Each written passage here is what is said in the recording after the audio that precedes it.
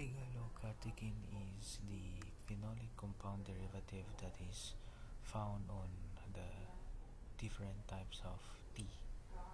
Okay, so these are the picture of those hydrocarbon organic compound phenolic derivatives. Kindly familiarize them.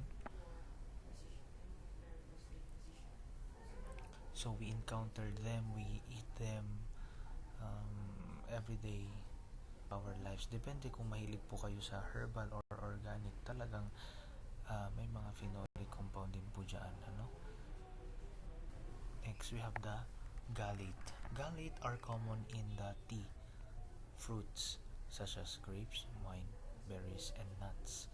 So gallate has the relevance also in medicine and biochemistry, such as or act as anti-inflammatory, antibacterial, antiviral, antioxidant, and anti-cancer.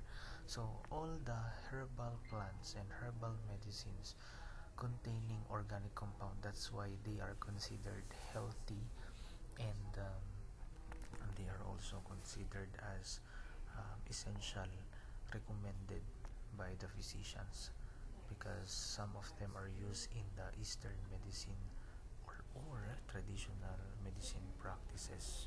Nakuha po ba natin? Later on your forensic medicine, siguro matatakel po ito. But of course, anti-inflammatory, ibig sabihin pinipigilan po nito yung inflammation.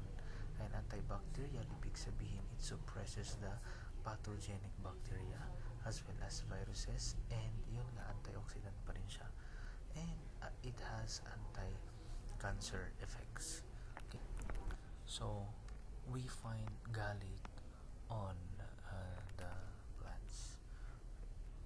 The forensic relevance is used for ink analysis. The gall ink, okay, principle, it is also a natural product on the fingerprinting, and it is important on identifying the phenolic compounds and chemical residues.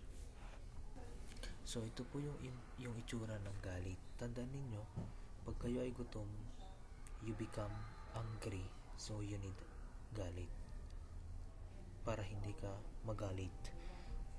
Kidding aside, gallate comes from the peanut butter or nuts.